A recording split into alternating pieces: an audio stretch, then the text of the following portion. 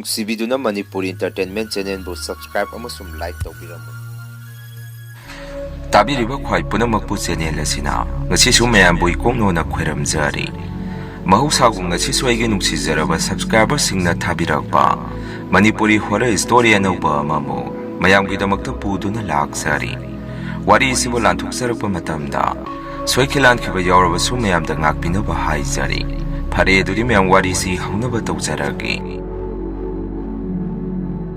ꯋꯥꯔꯤꯁꯤ ꯃꯇꯝ ꯑꯗꯨꯗ ꯌꯥꯝꯅ ꯑꯉꯛꯄ ꯋꯥꯔꯤ ꯑꯃ ꯑꯣꯏꯈꯤꯕ ꯋꯥꯔꯤꯅꯤ꯫ ꯏꯃꯥꯟꯅꯕ ꯄꯥꯔꯤ ꯍꯥꯏꯗꯅ ꯑꯩꯒ ꯌꯥꯝꯅ ꯂꯨꯅ ꯇꯤꯟꯅꯕ ꯑꯃ ꯂꯩ꯫ ꯍꯧꯖꯤꯛꯀꯤ ꯏꯃꯥꯟꯅꯕꯁꯤ ꯃꯣꯏꯒ ꯌꯨꯝꯊꯪꯅꯕꯗ ꯃꯇꯝ ꯑꯗꯨꯗ ꯏꯄꯨ ꯃꯪꯒꯣꯟꯖꯥꯎ ꯍꯥꯏꯗꯅ ꯃꯁꯥꯁꯦ ꯃꯥꯏꯕꯁꯨ ꯑꯣꯏꯕ ꯑꯍꯜ ꯑꯃꯈꯛ ꯂꯩꯔꯝꯃꯤ꯫ ꯏꯄꯨ ꯃꯪꯒꯣꯟꯖꯥꯎꯁꯤ ꯂꯩꯀꯥꯏꯗꯗꯤ ꯀꯔꯤꯁꯨ ꯇꯧꯗꯦ, ꯑꯗꯨꯝ ꯍꯔꯥꯎ ꯍꯔꯥꯎ ꯅꯨꯡꯁꯤ ꯆꯥꯟꯅꯅ ꯂꯩꯃꯤꯟꯅꯩ꯫ ꯑꯍꯜ ꯑꯗꯨꯁꯨ ꯑꯍꯜ ꯑꯃ ꯑꯣꯏꯕꯒꯤ ꯑꯗꯨꯝ ꯄꯨꯡꯂꯩꯗ ꯂꯩꯖꯩ꯫ ꯇꯧꯕꯇꯕꯨ ꯏꯄꯨ ꯃꯪꯒꯣꯟꯖꯥꯎꯁꯤ ꯂꯩꯀꯥꯏꯗ ꯀꯔꯤꯁꯨ ꯇꯧꯗ꯭ꯔꯃꯛꯁꯨ ꯌꯨꯝꯊꯪꯅꯕ ꯅꯥꯛꯌꯦꯠ ꯃꯣꯏꯒ ꯂꯩꯃꯤꯟꯅꯕꯁꯤꯡꯗꯗꯤ ꯍꯩꯀꯥꯞ ꯇꯤꯟꯀꯥꯞ ꯂꯥꯏ ꯇꯤꯟ ꯊꯥꯖꯤꯟꯕꯁꯦ ꯑꯗꯨꯝ ꯇꯧꯕꯖꯥꯠꯅꯤ꯫ ꯅꯨꯃꯤꯠꯇꯣꯏꯁꯦ ꯑꯩꯒꯤ ꯊꯕꯛ ꯑꯃꯒꯤ ꯏꯃꯥꯟꯅꯕ ꯄꯥꯔꯤ ꯍꯧꯕ ꯆꯠꯂꯛꯑꯝꯃꯤ꯫ ꯑꯩꯈꯣꯏꯗꯒꯤ ꯌꯨꯝꯊꯣꯡ 5ꯃꯨꯛꯇ ꯆꯠꯂꯒ ꯂꯩꯕ ꯏꯃꯥꯟꯅꯕꯅꯤ꯫ ꯃꯥꯒ ꯑꯩꯒꯁꯤ ꯄꯤꯛꯂꯤꯉꯩꯗꯒꯤ ꯑꯗꯨꯝ ꯂꯨꯅ ꯇꯤꯟꯅꯖꯔꯛꯏ꯫ ꯅꯨꯃꯤꯠꯇꯣ ꯑꯩꯅ ꯃꯣꯏꯗ ꯃꯥ ꯍꯧꯕ ꯆꯪꯉꯨꯕꯗ ꯃꯣꯏꯒꯤ ꯏꯃꯨꯡꯁꯦ ꯅꯨꯡꯁꯨꯛ ꯅꯨꯡꯁꯥꯅꯔꯒ ꯀꯔꯤꯅꯣꯃꯗ ꯂꯩꯔꯝꯃꯤ꯫ ꯏꯃꯥꯟꯅꯕꯗꯨꯁꯨ ꯑꯩ ꯎꯕꯗ ꯀꯧꯔꯛꯇꯦ, ꯃꯃꯤꯠꯇꯅ ꯌꯦꯡꯉꯛꯏ꯫ ꯃꯗꯨꯗ ꯑꯩꯁꯨ ꯑꯁꯨꯝꯅ ꯈꯜꯂꯤ,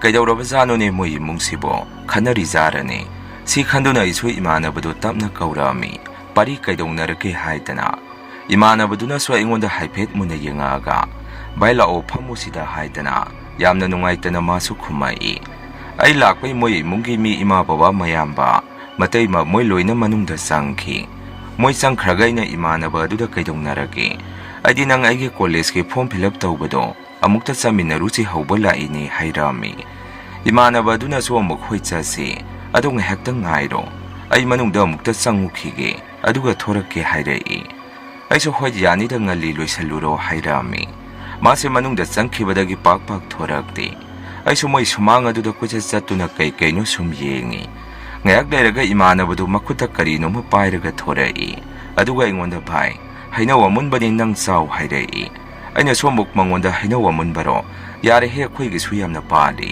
ꯑꯩ ꯆꯥꯅꯤꯡꯗꯦ, ꯅꯣꯏꯗꯤ ꯍꯩꯅꯧꯁꯨ ꯍꯧꯕ ꯎꯗꯦ, ꯀꯗꯥꯏꯗꯩ ꯍꯩꯅꯧ ꯑꯃꯨꯟꯕꯅꯣ ꯁꯤꯅ ꯍꯪꯉꯛꯑꯝꯃꯤ꯫ ꯏꯃꯥꯟꯅꯕ ꯑꯗꯨꯅ ꯑꯃꯨꯛ ꯄꯥꯜꯂꯤꯍꯦ ꯑꯩꯈꯣꯏꯒꯤ ꯃꯅꯤꯡꯗ, ꯑꯗꯨꯝ ꯆꯥꯎꯁꯦ ꯍꯥꯏꯗꯅ ꯄꯤꯁꯜꯂꯛꯏ꯫ ꯑꯩꯁꯨ ꯃꯥꯅ ꯆꯥꯔꯣ ꯍꯥꯏꯗꯅ ꯄꯤꯔꯛꯑꯕꯅꯤꯅ ꯍꯩꯅꯧ ꯑꯃꯨꯟꯕꯗꯣ ꯂꯧꯁꯜꯂꯒ ꯑꯩꯒꯤ ꯒꯥꯔꯤꯒꯤ ꯇꯨꯜ ꯕꯣꯛꯁ ꯃꯅꯨꯡ ꯑꯗꯨꯗ ꯍꯥꯞꯆꯤꯜꯂꯛꯑꯝꯃꯤ꯫ ꯑꯗꯨꯒ ꯃꯥꯒ ꯑꯩꯒꯤ ꯀꯣꯂꯦꯖ ꯇꯝꯅ ꯂꯥꯛꯃꯤꯟꯅꯔꯛꯑꯝꯃꯤ꯫ ꯏꯃꯥꯟꯅꯕ ꯄꯥꯔꯤ ꯋꯥ ꯀꯌꯥ ꯉꯥꯡꯗꯦ ꯅꯨꯃꯤꯠꯇꯨ꯫ ꯑꯩꯁꯨ ꯀꯩꯗꯧꯔꯕꯅꯣ ꯈꯪꯗꯦ ꯍꯪꯉꯨꯔꯒꯁꯨ ꯃꯥꯅ ꯈꯨꯝꯃꯛꯇ꯭ꯔꯕꯅꯤꯅ ꯑꯩꯁꯨ ꯇꯨꯃꯤꯟꯅ ꯒꯥꯔꯤꯗꯣ ꯊꯧꯔꯛꯑꯝꯃꯤ꯫ ꯀꯣꯂꯦꯖ ꯌꯧꯔꯦ ꯑꯩꯒꯤ ꯐꯣꯔꯝ ꯐꯤꯜꯑꯞꯇꯨ ꯇꯧꯃꯤꯟꯅꯔꯒ ꯑꯩꯁꯨ ꯃꯤ ꯑꯃ ꯄꯨꯔꯒ ꯑꯩꯒꯤ ꯊꯕꯛꯇꯣ ꯂꯥꯛꯃꯤꯟꯅꯔꯤꯕꯅꯤꯅ ꯑꯩꯈꯣꯏ ꯀꯣꯂꯦꯖꯀꯤ ꯀꯦꯟꯇꯤꯟ ꯑꯃꯗ ꯄꯨꯁꯤꯜꯂꯒ ꯀꯩꯅꯣ ꯈꯔ ꯆꯥꯃꯤꯟꯅꯔꯛꯑꯝꯃꯤ꯫ ꯀꯣꯂꯦꯖꯀꯤ ꯏꯃꯥꯟꯅꯕ ꯈꯔꯁꯨ ꯂꯥꯛꯇꯨꯅ ꯄꯨꯟꯅ ꯕꯣꯔꯥ ꯁꯤꯡꯖꯨ ꯈꯔ ꯆꯥꯔꯤꯉꯩ ꯑꯩꯁꯨ ꯉꯁꯥꯏ ꯃꯥꯅ ꯄꯤꯔꯛꯈꯤꯕ ꯍꯩꯅꯧ ꯑꯃꯨꯟꯕꯗꯨ ꯃꯗꯨ ꯒꯥꯔꯤꯗ ꯌꯥꯎꯔꯤ ꯅꯤꯡꯁꯤꯡꯉꯛꯇꯅ ꯃꯌꯥꯝ ꯄꯨꯜꯂꯤꯉꯩ ꯆꯥꯃꯤꯟꯅꯊꯣꯛꯍꯧꯔꯒꯦ ꯈꯟꯗꯨꯅ ꯍꯩꯅꯧ ꯑꯃꯨꯟꯕ ꯃꯌꯥꯝ ꯑꯃ ꯌꯥꯎꯔꯛꯈꯤꯕꯅꯤ, ꯑꯩ ꯂꯧꯊꯣꯔꯛꯀꯦ ꯆꯥꯊꯣꯛꯍꯧꯔꯁꯤ ꯍꯥꯏꯗꯅ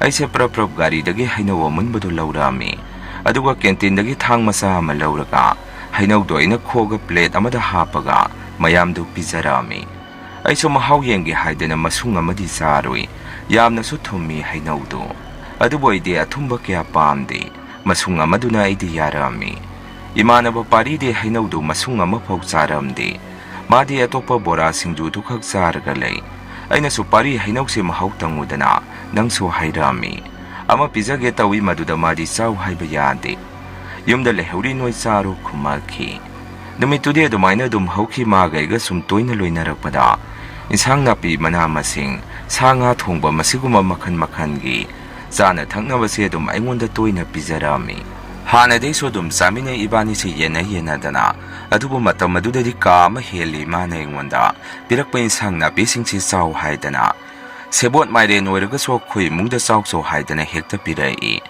ꯑꯩꯈꯣꯏꯁꯨ ꯌꯨꯝꯗ ꯄꯨꯟꯅ ꯏꯃꯨꯡ ꯃꯅꯨꯡ ꯊꯣꯡꯉꯒ ꯆꯥꯃꯤꯟꯅꯔꯛꯑꯝꯃꯤ꯫ ꯃꯇꯝ ꯈꯔꯒꯤ ꯃꯇꯨꯡꯗꯗꯤ ꯑꯩꯁꯦ ꯁꯨꯝ ꯀꯣꯂꯦꯖꯇ ꯀ꯭ꯂꯥꯁ ꯌꯥꯎꯅ ꯍꯀꯥꯝꯗ ꯄꯨꯛꯆꯟꯗ ꯆꯟꯕ, ꯏꯁꯥꯁꯦ ꯏꯍꯩ ꯍꯩꯅꯤꯡꯗꯕ, ꯃꯤꯅ ꯉꯥꯡꯕ ꯋꯥꯒꯁꯦ ꯏꯇꯥ ꯇꯥꯅꯤꯡꯗꯕ, ꯀꯩꯒꯨꯝꯕ ꯑꯃ ꯌꯥꯝꯅ ꯆꯥꯎꯅ ꯑꯍꯣꯡꯕ ꯑꯃ ꯂꯥꯛꯄ ꯍꯧꯔꯛꯏ꯫ ꯑꯩꯗ ꯅꯠꯇꯅ ꯑꯩꯒꯤ ꯏꯃꯨꯡ ꯃꯅꯨꯡꯁꯦ ꯑꯩꯗꯧꯅ ꯂꯣꯏꯅ ꯇꯧꯕ ꯍꯧꯔꯛꯏ꯫ ꯕꯕꯥꯅꯁꯨ ꯀꯩꯅꯣꯅꯦ ꯍꯟꯗꯛꯁꯦ ꯏꯁꯥꯁꯦ ꯀꯔꯤꯅꯣ ꯃꯤꯇꯧ ꯇꯧꯏꯗ, ꯅꯣꯏꯁꯨ ꯇꯧꯕ꯭ꯔꯣ ꯍꯪꯉꯛꯏ꯫ Imanasu hoine handakse isase ileng lengningdaba itan tanbadongna tawine. Potsaisu thanamba hekta kawi. Khuta pairiba posak adu phau karaida thamkhrage haiduna koithi ekthi. Kaidawrajanu mapasibo hairami. Babana su khangdene isanu pasidadi tawdabazara.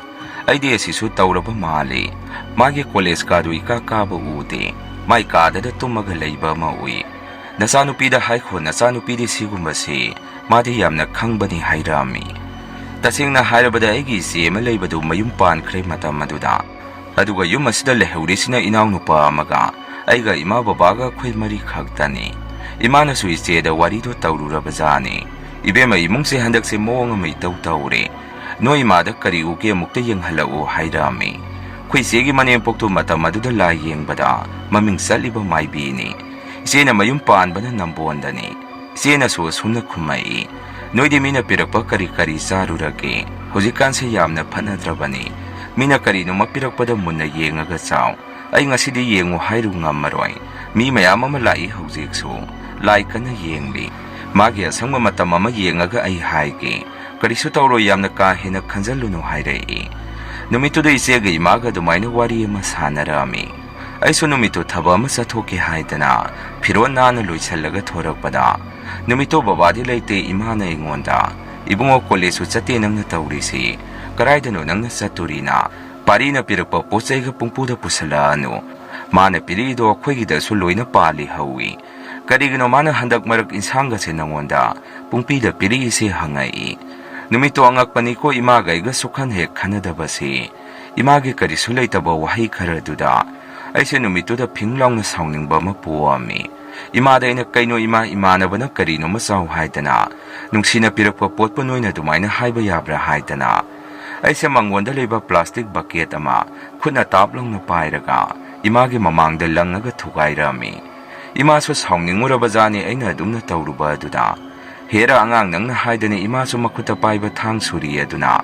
Khangawdana ay tamna lang salay. Ay sumadu thaydok tabi adum lepto na lay. Palamagade sa kudung thiba nang durini. Numito adumayna imaga iga se tapta na kanarami. Adugay su yumdagi sawng na thorai. Adugay se koy balang basal uraga yumda tiyang nahalagpa matam sida. Numito ay se apunaba manapubadaw na. Aygi yung makay halagpam se kangamdi. Adu su yam na lapa na te yung yawra amdaydani. Usina sinay siya dayda hanga-hangaga yumda yawrai. Ay na yumda hek yawrpada babay mamoy si. Ay halagpang ngayraga layrami. Pungso tengay di halagpang kangdadana kwesa susalurabani. Pung taramatoy muktare ay nahalagpado. Baba na swaygon de ibungo. Tengay kaydawrage namaga dumay na tong nanuni. Madutahoy di. Ima ipa harisidi mina ubay isoni haynarini. Matung manawdadi namaga dumay na kanasay na ganuko hayrai. Ay sukumde wakalamada isi taw-tawraga igi kada sangay. Nungalaga isi na manimpok tuda hayrabazani. Iyumlonggi ipamlonggi karilege mukta yengbiyo. Moydo handak karino may taw-tawri haydana. Maduda manimpok tu nagsukiyang hekiyang dringay. Asum na kumay hay. Noy nakanda maayba malaybaday ni. Mana pirakpa kari-kari saruragi hango. Pulap karino masarure aduday ni tawri ido. Ay salaga yengbiyaban ni ado nang nasuhena kangido ni. Ay di ngahak pagpotaba sangba nati. Hawjik sumilak pa hangnari. Sumay na tawro songgi no ima babado. Ngasi sangaga pulap mo'y sida lauhay ko. Sidaw na yengbirage hayrami. Siya na sumo adugi maibado di ako'y gadi yam na panyam lapnari. Mana di ako'y da kamay na siya masaw siya mataw hayda na pirakturigi. Hoy yang tokpira siya muktang ngarang so ay inaw nupaduga. Imaga yam na saong na ihay. Imado numidang kapag phone tawra ami. Ay hay krage hayrami.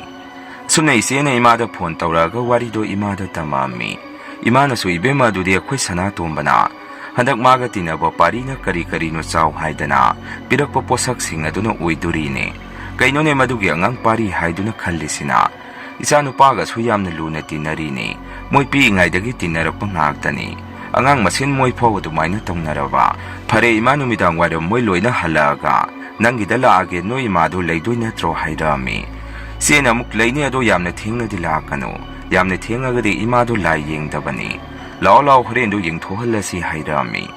Mataw sumtaw do na numito baba halaga imaga babaga na. Ay siya tiyamaga isigi da kwisi puna salami. Isigi manipok do na layeng baharak pada sumna hayrai. Noida mang tau haidana taurakpamakti nate. Koi Sanatombaga tinay haiba mamanaba parido. Moi imungda maibaduna mahay yauraba posak sana thaknabada hapaga pirakpa singadu. Mamanaba pari huigi imung sumadu mahay posem yauri khangbadagi. Moi chaba tanbadagi Sanatombada pirakpani. Moigi sumanungda yamna saungna nungainadaba ama layba aina ure. Aduda angangsina sumamanabana pirakpani haidana. Yumda khara puraga noiga khara chaminaba. Aduga matumda chabasu khara yaukre. Adudagi thorakpa ngaktani. Noida po adu kana sapu phangidunadi. Kaigumba pari haibra angangdugi imung manungdunaga.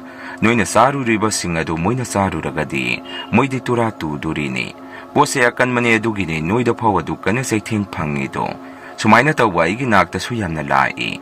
Mina pirakpa pose se chingnadana sagandaba imung khara sulay. Moina huntokpasu hekpamu atopa khangna sanaba mida. Hekta pisa thokhiba. Aduna konadi saru riba miduna dasa hekta tagalli. Aduna noisu matungdadi posak ama mi amana chaw haidana piragasu piriba maga punna saminaw ma chadraga noi khaktadi saruno lure matamse ado phare ai leimangsida noi gina sada charubada yaukhiba singadu loina kokthok pirage ubada noise ana mahasu loina sure ado maina isegi mane poktuna khosi phajana laido khurom thok piraga kokthok sengtok pirami laigini haidana bottle ahangba kharada Isingso khara pirei akhoi thau haidana adumaina tawkhibadagi khoise gyan tamna loina tarai hana isa da ipha phajan bagum tawramba kaya du loina kokhi aisu imong manungda wari tawi yamna phataba imanaba wairame parisi ma aina kaidauke yengo hairami maduda babai mana tamna sumna hairai ibungo nangbu nungsiba mi khaktanani nangbu mangta halaktoisi nungsiba mina pirakpa posei isa da saningi haiduni Ado phare haukragadi haukre akhoida para chauba amadi oihauredana pari haiba angang duso kya phataba angang tinate isaga pi ngaidagi maga tani tinari iba mana oira moi mung manung ne insan bibu oirangani akhoidi saragumsi mingonda pizza thokrasi haidana aduga moigi su wari yamna tai mama mangon jaukse atopa mida kari su tawdraga su moidadi kai kaino yamna toksan bere hai phare na se leramdana khoigi punsi se kalhaure Matam kharadi nang pari ka lamna ro. Hoi punda yadre tinada yadre hairagana. Mana sima kari masaw pirakpa poti. Maduma nang sarurano. Bhai ay chaning de hekta haiko.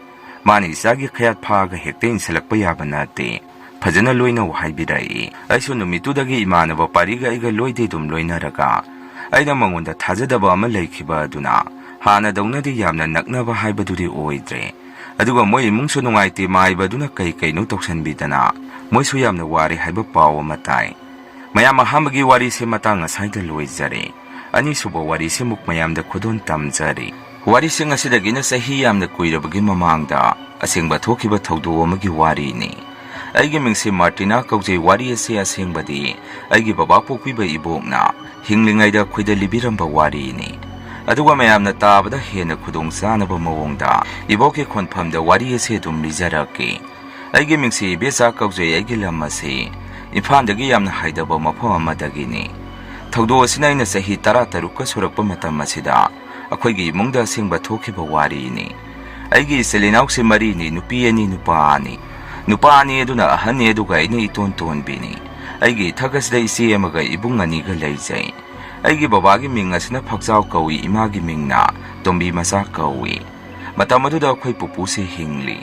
ahandi yamna oire adubu masade dum khara kalli matamadu khoigi isilinaw sing ase yum kai loina panare ai khaktani matamadu yum pandri basi isesu thangnaba khulamada mayum pankhre aduga dada yaimaga dada ahanga su mayum makai loina pandu da nupi angang leire dada ahandi atopa lamamada thabaing khang thiboina Matu masa puduna dum chatkre dada tombagi nupi asina pukchen kya phaba nupi hoiramde ima babagi seba kya tawbu pamlamde aduna tungana chasi haidana toina hekta khana chainabase tawrakpadagi adum ima hoina makhoibu tungana pijakhibani khoi babagi inkhol ase yamna lai aduna babagi inkhol ama khaibiduna dada hoiso atopa inkhol amada adum lei khrabani Hauze yumda le hauribasina pupu ima baba amadi ai khaktani akhoigi inkhonsi yamna su chawi akhoida sunati matamaduda akhoigi khullasi mi yamna lanna tarami yumamaga yumamagi marakta gapse suki matik leinarami lamhang tumang labuk lamhang sina yum masingdagi helami aduga injin panba gari ga su yamna tongnaba thongnaba matam sunati matam aduda akhoi toina chathok chasin tongnabada sizinari se cycle ni akhoi gi yum asi maitai yum jawi na tawi laira ina khunba haiba matam aduda thoina leiramde akhoi gi yum thaga sisu ina kupami khoi gi yum asina I college gi mayai thangba sarukta leiraga yungi maning amasung mamangdana lam asi asuki matik hangduna lei akhoi khaksu nate yung khudingmaki akoibada lamse ahangba yamna leinarami maning mamangi mafam kharada insang napi su thanarami aduba dukjawin kholadu loina se chengbasi ngambanati aduna maning maya si song hek songami akhoi gi toilet asisuin khongi maning ithang thangba wapal ladom da leibani electricity ga thanaba matam sunati latin budona chingbasi thanarami aduga akhoi gi college gi yamna natei chaba haigadra khungi turena chawbase khogi yum masiga dum khara naknarami aduna ising yamna chawrokpa matamdadi tureni singase patharuktuna yumde ising adum thumjalai sahi khudingi thumi haibadi nati nongka hina chuba sahida dum thummi haijabani isinga ka hina thumbada nate khujeng yongna singse dum sumang thelongda thumduna lai turini turena se yamna su chawi aduga lekagi phiju phijam iru maithajaba tawbasi turena duda dum tongnarami turen mapanda mayamgi iru lujafam phi supam hiden saduna thamliba mafamni turen asida khoi supana chingbaso dum tawnai karigumba amana matam aduda mi ma serakpa matamda poloi base turen mapan lamhang tumhang da tawnai hojing matamgi poloi pham mangsa tuna ningthi jana poloi ba se sunate aduna lamhang tumang turen maya amadi hingon chawbo singina hingon manungda adu mi asiba poloi base tawnarami poloi base sing mayam ama pekhatuna thammaga sing aduda mi asiba masa adu thammaga mathakta sing amuk nangkhatuna kerosina chingba haijanduna mai thadurini masi hindi film da uriba mong adugumbani mi do poloi ba loirba matung lem hauriba masa tumakpagi utna singbado lebak aduda muk phumjanduna mongphomgi mongda semdorini asumna poloi bagi thoro masigi yamna sathiriba amana mathik jaba mang haibadu leitrabanina asiba masa ama tumthabasi thoina ngamba oiramde aduna hansingna mi asiba masa do thangna kaktuna maida langsanbasu dum yawi aduga mai thabada tumba ngamhaudaba masa do so dum phumjankibasu dum yawi hai yamna ki tujungningai oiba wafamana asumna masa tumba loiduna phumjankiba singasi kaigumba matamda huina leba khotoktuna zenthorokpasu dum yawi hai masi baba hoi poloi ba yawba ahansingna akhoida wari oina libibadagi khangjabani khoigi lekagi oina di mi poloi base turen mapando oina poloi narami masina yumdagi sokhara lapthokpa oibana maikhu manamna singbado khara phai haidana tongnarami matongda nongju thagi horakpa matamni nongsu chupe chupe chubase dum horakle asumna nongchu ringai charakasida khoigi lekaidagi ahal hanubi ma sijalai siribado ahal leinana naduna phanakuina famsenaduna leiramaba ahanni ahal asigi mamingna sakhi tombi kawi akhoina di ibok sakhi haidana dum kawi ibok sakhi oigi yumse akhoidagi yumthong mari manga muksalaga lai asumna lekaida mi sijalakpa asida mayamsu asiba hangba loina satnarami matamdugi mangsadabagi awaba khudong sadaba mahairagadi nongchurokpa matamda mi sijalakpa asini singna poloigadaba oibanina singchotuna mai saktabagi awabasi adum mayoknarami adubo asiba mi amabu nongma numit amasum lenduna thamba yabadi nate aduna karino upai tawduna dum poloinabasi honarami numitu nongse leptana dum thili thili churami khoi babasu poloiba du yawbu salami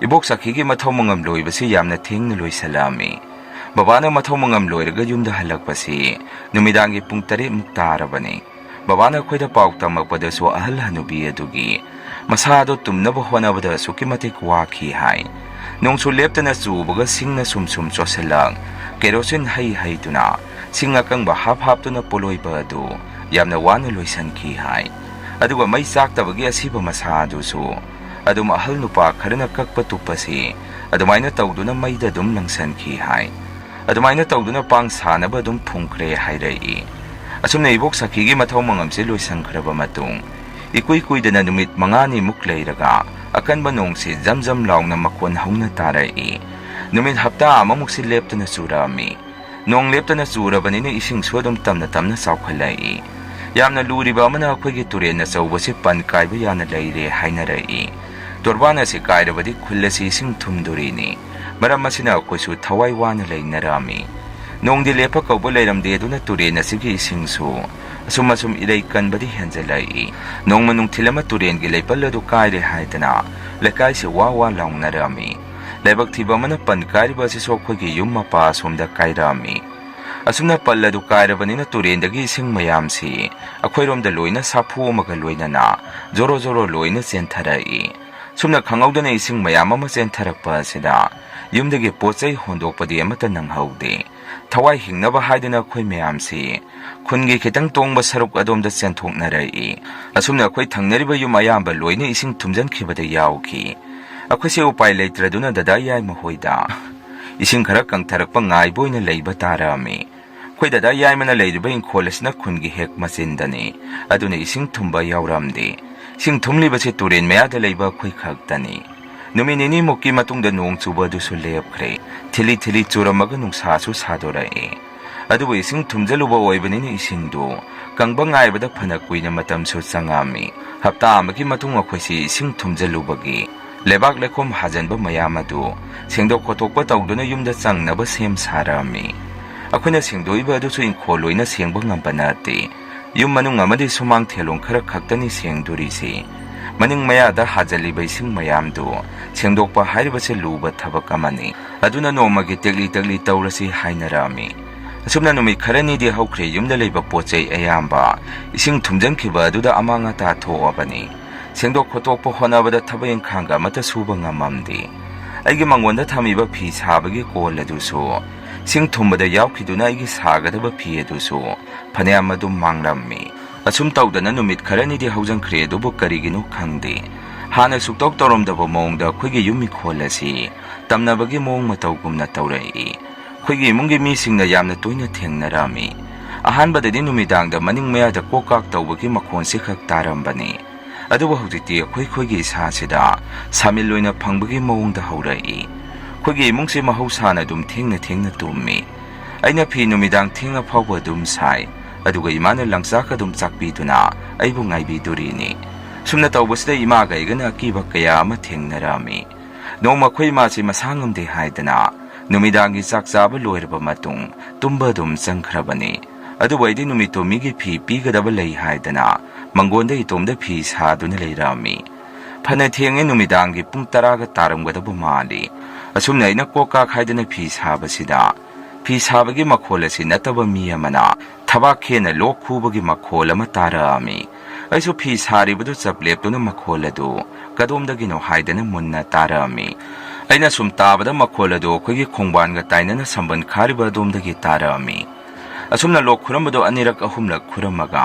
ꯑꯃꯨꯛ ꯇꯨꯃꯤꯟꯅ ꯂꯩꯈ꯭ꯔꯦ꯫ ꯑꯩꯁꯨ ꯀꯤꯕꯗꯤ ꯐꯥꯎꯔꯤꯕꯅꯤ꯫ ꯑꯗꯨꯕꯨ ꯄꯨꯛꯅꯤꯡꯗ ꯐꯥꯊꯗꯨꯅ ꯐꯤ ꯁꯥꯔꯤꯕ ꯑꯗꯨ ꯃꯈꯥ ꯑꯗꯨꯝ ꯆꯠꯊꯔꯛꯑꯝꯃꯤ꯫ ꯑꯃꯨꯛꯁꯨ ꯍꯨꯏꯒꯨꯝꯕ ꯆꯠꯄꯒꯤ ꯅꯥꯄꯤ ꯍꯧꯔꯤꯕꯗꯨ ꯁꯣꯔꯣꯠ ꯁꯣꯔꯣꯠ ꯍꯥꯏꯕ ꯃꯈꯣꯟꯁꯤꯒ ꯂꯣꯏꯅꯅ ꯁꯝꯕꯟꯗ ꯍꯧꯔꯤꯕ ꯅꯥꯄꯤꯁꯤꯡ ꯑꯗꯨ ꯍꯥꯏ ꯅꯣꯝꯕ ꯇꯧꯔꯛꯑꯝꯃꯤ꯫ ꯑꯩꯒꯤ ꯋꯥꯈꯟꯗ ꯂꯩꯀꯥꯏꯒꯤ ꯍꯨꯏꯔꯥ ꯍꯥꯏꯗꯅ ꯍꯨꯏ ꯍꯥꯏꯗꯅ ꯑꯃꯨꯛ ꯀꯟꯅ ꯂꯥꯎꯔꯛꯑꯝꯃꯤ꯫ ꯁꯨꯝꯅ ꯑꯩꯅ ꯂꯥꯎꯕꯁꯤꯗ ꯇꯨꯃꯤꯟꯅ ꯑꯃꯨꯛ ꯂꯩꯈꯤ꯫ ꯃꯤꯅꯤꯠ 2ꯃꯨꯛ ꯇꯨꯃꯤꯟꯅ ꯂꯩꯔꯨꯔꯒ ꯅꯥꯍꯦꯕꯒꯤ ꯃꯈꯣꯟꯁꯤ ꯀꯗꯣꯝꯗꯒꯤꯅꯣ ꯈꯪꯗꯦ ꯑꯃꯨꯛ ꯇꯥꯔꯛꯏ꯫ ꯍꯟꯗꯛꯃꯨꯛꯇꯤ ꯑꯩ ꯀꯤꯕ ꯈꯪꯄꯥꯎ ꯍꯦꯛ ꯐꯥꯎꯔꯛꯇꯨꯅ ꯄ꯭ꯔꯞ ꯏꯃꯨꯡꯗ ꯆꯦꯟꯁꯤꯜꯂꯛꯑꯝꯃꯤ꯫ ꯅꯨꯃꯤꯠꯇꯨꯗꯤ ꯑꯗꯨꯝꯅ ꯑꯗꯨꯝ ꯍꯧꯈ꯭ꯔꯦ꯫ ꯅꯣꯡꯃ ꯑꯩꯅ ꯃꯇꯥꯡ ꯆꯥꯕꯗ ꯏꯃꯥꯗ ꯄꯥꯎ ꯇꯝꯃꯨꯕꯗ ꯏꯃꯥꯅꯁꯨ ꯀꯔꯤꯅꯣ ꯌꯥꯝꯅ ꯊꯦꯡꯅꯔꯦ ꯍꯥꯏꯔꯛꯏ꯫ ꯏꯃꯥꯅ ꯇꯝꯃꯛꯄꯗ ꯅꯣꯡꯃ ꯏꯃꯥꯅ ꯑꯌꯨꯛ ꯑꯉꯟꯕꯗ ꯇꯣꯏꯂꯦꯠꯇ ꯆꯪꯉꯨꯕ ꯃꯇꯝ ꯑꯁꯤꯗ ꯇꯣꯏꯂꯦꯠꯀꯤ ꯃꯅꯤꯡꯗ ꯋꯥ ꯃꯌꯥꯝ ꯑꯃ ꯍꯧꯕꯁꯤꯗ ꯑꯀꯪꯕ ꯋꯥꯔꯨꯀꯣꯛꯇ ꯃꯤ ꯑꯃꯅ ꯈꯣꯡꯅ ꯅꯦꯠꯇꯨꯅ ꯆꯠꯄꯒꯤ ꯃꯈꯣꯟꯁꯤ ꯑꯗꯨꯝ ꯄꯦꯗ꯭ꯔꯛ ꯍꯥꯏꯗꯅ ꯃꯈꯣꯟꯁꯤ ꯇꯥꯔꯛꯏ ꯍꯥꯏ꯫ ꯏꯃꯥꯒꯤ ꯋꯥꯈꯟꯗꯁꯨ ꯋꯥꯅ ꯀ꯭ꯔꯤꯛ ꯍꯧꯔꯤꯕ ꯃꯐꯝ ꯑꯁꯤꯗ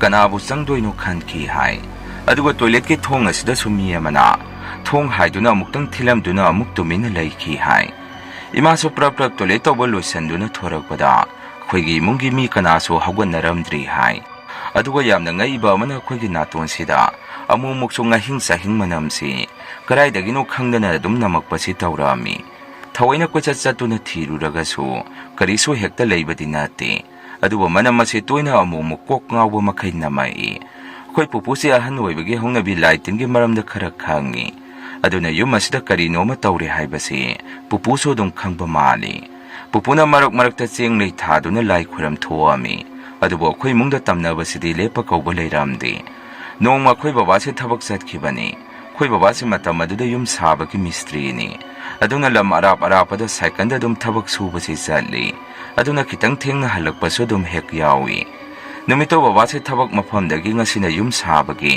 ꯑꯔꯣꯏꯕ ꯅꯨꯃꯤꯠꯅꯤ ꯍꯥꯏꯗꯨꯅ ꯌꯨꯝꯕꯨ ꯑꯗꯨꯅ ꯃꯤꯁꯇ꯭ꯔꯤꯁꯤꯡ ꯑꯗꯨ ꯆꯥꯛ ꯄꯤꯖꯩ ꯍꯥꯏꯗꯨꯅ ꯊꯕꯛ ꯃꯐꯝꯗ ꯆꯥꯛ ꯆꯥꯔꯛꯄ ꯑꯁꯤꯗ ꯃꯇꯝꯁꯨ ꯐꯅ ꯑꯗꯨꯝ ꯊꯦꯡꯖꯤꯟꯈꯤꯗꯨꯅ ꯂꯩꯔꯝꯃꯤ ꯊꯦꯡꯈ꯭ꯔꯦ ꯍꯥꯏꯗꯅ ꯍꯥꯊꯨ ꯍꯥꯊꯨ ꯂꯥꯛꯄꯁꯤꯗ ꯑꯩꯈꯣꯏꯒꯤ ꯌꯨꯝ ꯌꯧꯔꯛꯄꯗ ꯄꯨꯡ 9:30ꯃꯨꯛꯇꯤ ꯇꯥꯔꯕꯖꯥꯠꯅꯤ ꯃꯇꯝ ꯑꯗꯨꯗ ꯏꯃꯥꯒ ꯑꯩꯒꯗꯤ ꯆꯥꯛꯇꯣ ꯇꯣꯛꯄꯒꯤ ꯃꯅꯤꯡꯗ ꯀꯣꯜ ꯂꯤꯛ ꯀꯟꯅ ꯐꯦꯡꯉꯤꯉꯩ ꯃꯇꯝꯅꯤ ꯄꯨꯄꯨꯗꯤ ꯏꯃꯨꯡꯗ ꯆꯥꯛ ꯆꯥꯕ ꯂꯣꯏꯕꯒ ꯉꯥꯏꯍꯥꯛ ꯐꯝꯍꯧꯔꯤꯕꯅꯤ ꯑꯁꯨꯝꯅ ꯕꯕꯥꯅ ꯊꯣꯡꯒꯥꯟꯗ ꯆꯪꯉꯛꯄꯁꯤꯗ ꯑꯩꯈꯣꯏꯒꯤ ꯃꯥꯡꯒꯣꯟ ꯀꯥꯞꯐꯝ ꯃꯅꯥꯛ ꯆꯨꯔꯤ ꯂꯦꯞꯐꯝ ꯑꯗꯨꯗ ꯅꯨꯄꯤ ꯑꯃ ꯂꯦꯞꯄꯤꯕꯗꯨ ꯍꯥꯏꯐꯦꯠ ꯕꯕꯥꯅ ꯎꯔꯝꯃꯤ ꯍꯥꯏ ꯃꯇꯝꯗꯨ ꯏꯂꯦꯛꯇ꯭ꯔꯤꯁꯤꯇꯤꯒꯤ ꯃꯩꯒ ꯊꯥꯅꯕ ꯃꯇꯝꯁꯨ ꯅꯠꯇꯦ ꯁꯨꯝꯅꯇꯪꯒꯤ ꯊꯥꯒꯤ ꯃꯉꯥꯜ ꯑꯃꯗꯤ ꯕꯕꯥꯒꯤ ꯇꯣꯔꯆ ꯂꯥꯏꯠ ꯃꯆꯥ ꯑꯗꯨꯒꯤ ꯃꯉꯥꯜꯗꯨ ꯎꯔꯛꯈꯤꯕꯅꯤ ꯍꯥꯏ ꯕꯕꯥꯒꯤ ꯋꯥꯈꯜꯗ ꯏꯃꯥꯅ ꯃꯥꯕꯨ ꯍꯜꯂꯛꯄ ꯉꯥꯏꯔꯤꯕꯣꯏ ꯅꯤꯡꯗꯨꯅ ꯑꯩꯒꯤ ꯅꯨꯄꯤꯁꯤꯕꯨ ꯑꯩ ꯍꯜꯂꯛꯄ ꯉꯥꯏꯔꯤꯕ ꯃꯥꯜꯂꯤ ꯍꯥꯏꯗꯅ ꯃꯆꯤꯟꯗ ꯍꯥꯏꯐꯦꯠ ꯁꯣꯟꯖꯔꯒ ꯕꯕꯥꯁꯤ ꯌꯨꯝꯗ ꯑꯗꯨꯝ ꯁꯥꯏꯀꯜ ꯑꯗꯨ ꯏꯟꯁꯤꯜꯂꯛꯏ ꯍꯥꯏ ꯃꯉꯣꯟꯗ ꯁꯥꯏꯀꯜ ꯑꯗꯨ ꯏꯟꯁꯤꯜꯂꯒ ꯆꯨꯔꯤꯗꯨꯗ ꯂꯦꯞꯄꯤꯕ ꯅꯨꯄꯤ ꯑꯗꯨꯗ ꯕꯕꯥꯗꯤ ꯍꯟꯅ ꯌꯦꯡꯉꯝꯗꯅ ꯁꯨꯝꯅ ꯍꯥꯏꯔꯝꯃꯤ ꯍꯥꯏ